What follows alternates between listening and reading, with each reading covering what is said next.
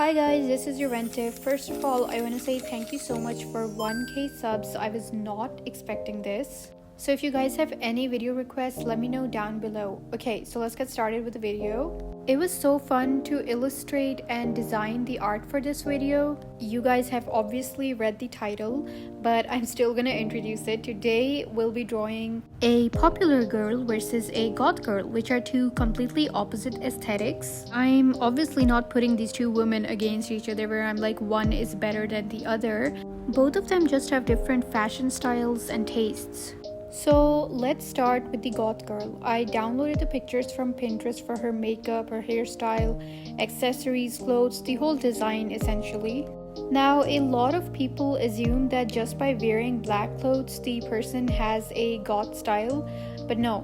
From what I've read online, it is a desire to be distinct or different from mainstream culture. To be goth, you basically have to love goth music. I read this on Reddit, so please don't come for me.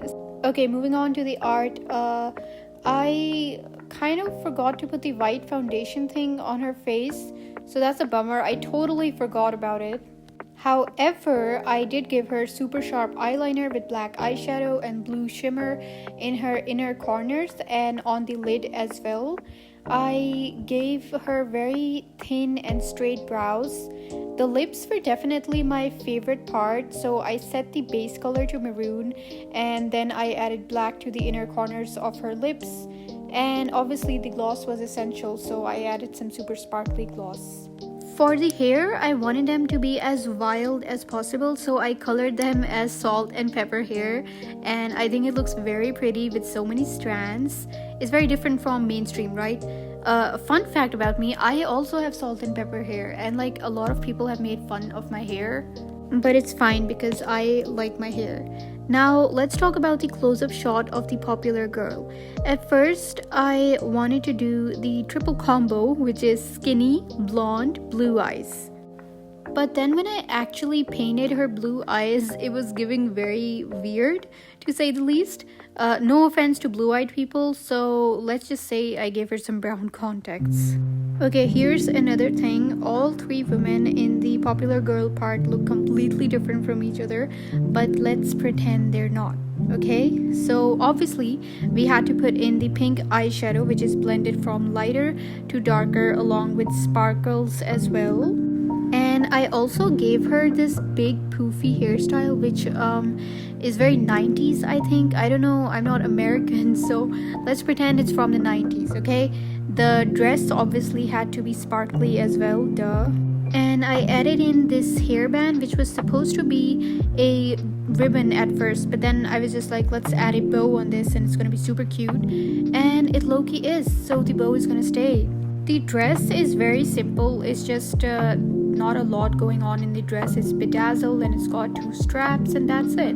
Now let's move on to the goth girl, who has the expression of judgmental concern on her face, like she looks very traumatized by what's going on in front of her. Okay, so let's talk about the makeup. So I gave her super thick eyeliner, but there's no eyeshadow, and a very clean white highlight. Now I didn't give her maroon lips. I chose black color and I topped it off with gloss and it looks super cute. Okay, so let's talk about her clothes and accessories. So I drew some random necklaces, as you can see, and then the top that you're seeing has some metal oval rings in it. Now for the trousers that she's wearing, there are sequins which are spread out more in the bottom and then some larger sparkles too. The hair are kept mainly same for the goth girl, so look at those lovely luscious locks. Try saying lovely luscious locks 3 times super fast. Anyways, that's it for this particular illustration. Let's move back to the popular girl. Another thing that I wanted to say is that I referenced all of these poses from Pinterest, and let me tell you one thing. I thought that I would suck at full body studies, and let me actually tell you something. I'm gonna show you my first attempt at making the goth girl. I didn't use a reference for this. I just tried to use my natural artistic skills, you know, my imagination, my mind, but it looks so weird. I'm getting the ick. Anyways, so my advice to artists is to use a good reference. Now on to the illustration. I drew a off-shoulder kind of dress which has a pink gradient and it's going from pink to dark pink. And I'm obviously going to bedazzle it. The hair are high-key giving Barbie. Honestly, after the video, I think I'm gonna draw lots of Barbies and then I'm gonna post that video. I don't really think I'm gonna add in many accessories for this. I kept it very simple, but on the last illustration of the popular girl, I will add in lots of accessories, so no worries. The hands are the worst part. Like, I think a lot of you haven't seen that video, but I basically made a special YouTube video where I told you guys some super helpful tips and techniques to draw hands. And I drew some super pretty hands. Now, if I had a reference on Pinterest and I was to just draw someone's hand with a lot of detail, a lot of veins and a lot of colors, greens and cyans and reds, then I could easily do that. But when I'm doing full body illustrations like these, I tend to not focus on the hands because I feel like the focus should be on the face and the hair and the makeup and the dress. However, I will work on these hands, and in this particular reference, the lady is holding the heel of her shoe. I didn't draw stockings for this one. I kept it very simple, but I think simplicity in art is sometimes very lovely. So yeah, it's kind of like a ruffles dress, but I didn't add in too many layers for her dress. Now let's move on to the last illustration of the goth girl. Again, I used a Pinterest reference for the pose and it's low-key giving like she's itching her head, but trust me, she's not. Okay, so let's talk about the makeup. We have a very dramatic eyeliner and eyeshadow situation going on over here. We have some very shimmery powder blue highlights which look so pretty.